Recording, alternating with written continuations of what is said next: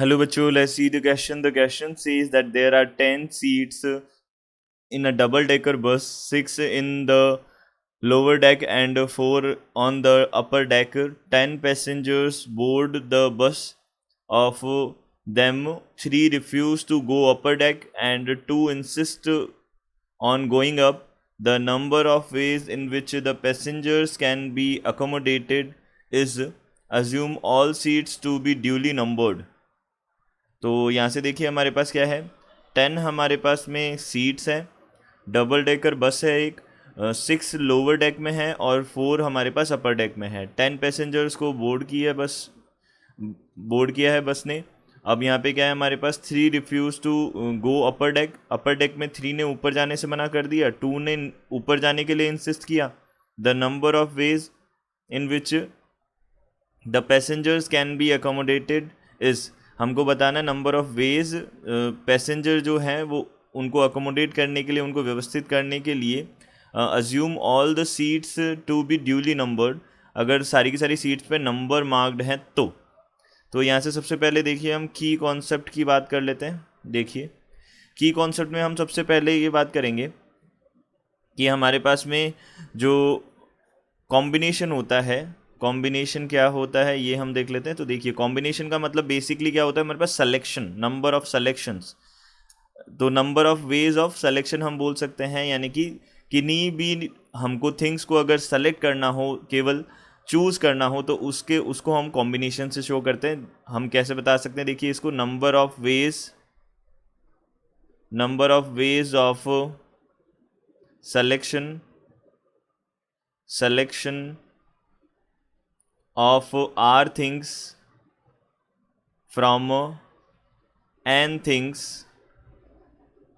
Is equal to, ये हो जाएगा हमारे पास में NCR हो जाएगा। इसको हम डिनोट करते हैं factorial n divided by n minus r n factorial r, इससे हम डिनोट करते हैं। अब इसी तरीके से हम क्या बोल सकते हैं, अब अरेंजमेंट्स जो होते हैं वो भी हम एक की कॉन्सेप्ट बता सकते हैं। यहाँ पे देखिए अरेंजमेंट क्या होगा, number of veg of arranging n things in a row, या फिर बोल सकते हैं अरेंजिंग n थिंग्स को अगर हमको अरेंज करना है तो हम क्या बता सकते हैं, ये हमारे पास नंबर ऑफ वेज हो जाएंगे फैक्टोरियल n। अब फैक्टोरियल को हम इस ऐसे भी शो कर सकते हैं और हमने ऊपर से शो किया है, तो दोनों साइन ही हमारे पास फैक्टोरियल n के वैलिड होते हैं। किसी भी वे से हम इसको रिप्रेजेंट कर सकते हैं, तो इसको इस तरीके से लिख सकते हैं, कोई प्रॉब्लम नहीं है। अब देखिए यहाँ से हमारे पास में क्या है, 10 सीट्स हैं, 6 तो हमारे पास लोअर डेक में है। तो देखिए यहाँ पे हमारे पास में 6 सीट्स हैं, 1 2 3 4 5 और ये हो जाएगी 6। ये 6 सीट्स हमारे पास में लोअर डेक में है। और अपर डेक में कितनी सीट्स हैं, अपर डेक में 4 सीट्स है, 1 2 3 and 4।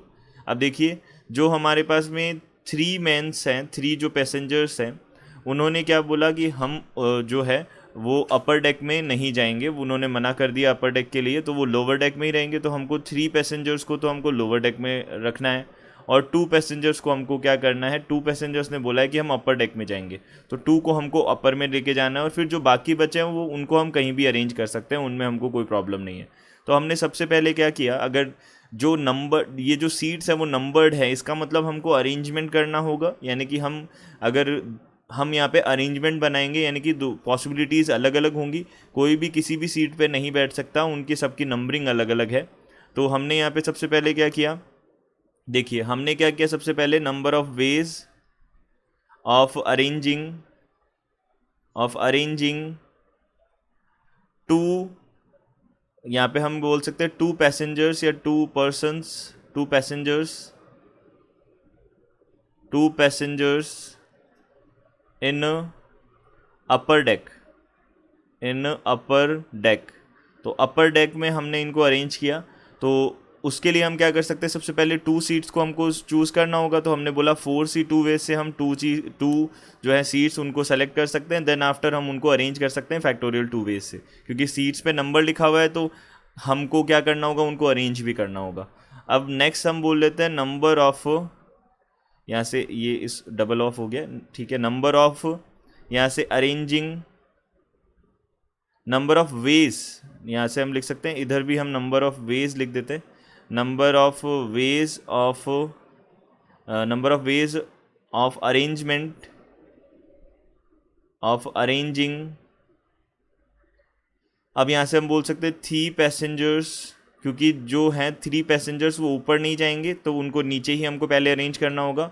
Passengers lower deck, in lower deck में हम उनको अरेंज कर रहे हैं, तो सबसे पहले हमको चूज़ करना होगा। तो हमने 6 में से 3 सीट्स को चूज़ किया और फिर उनको क्या कर दिया, अरेंज कर दिया। तो अरेंज करने के लिए हम फैक्टोरियल 3 यूज़ करेंगे।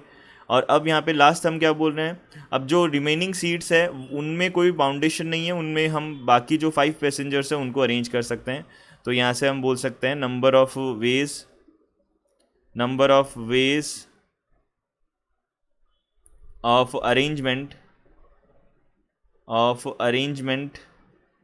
Of 5 passengers on the remaining 5 seats,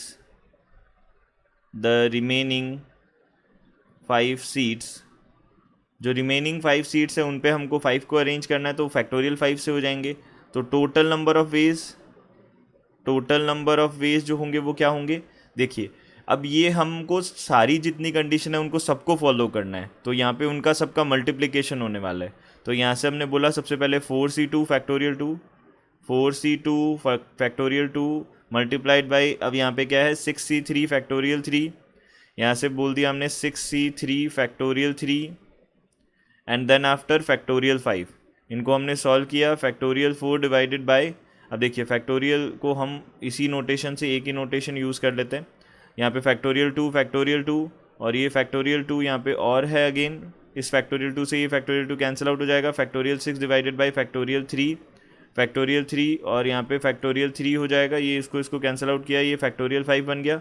अब इसको हम क्या कर लेते हैं, सिंप्लीफाई कर लेते हैं। तो यहाँ पे हमने इसको अगर सिंप्लीफाई किया तो हमारे पास क्या बनेगा, हमारे पास इसका सॉल्व करने पे वैल्यू आएगा 1,72,800 हमारे पास में नंबर ऑफ वेज आ जाएंगे। यही हमारा इसका क्या होगा, आंसर होगा।